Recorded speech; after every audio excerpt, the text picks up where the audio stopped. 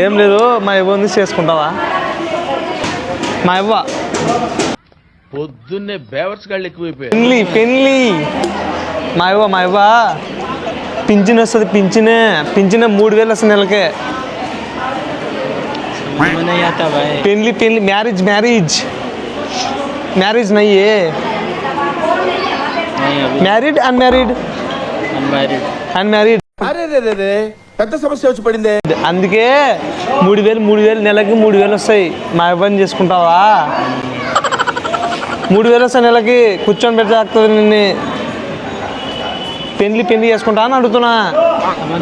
అంటే కొంచెం నీవు తెల్లగున్నా గిల్లగున్నా బాగా హెయిర్ గిరి బాగా నీట్గా ఉన్నావు, అందుకే అవ్వ చేసుకుంటాను అంటుంది. నిన్ను చేసుకుంటావా అని.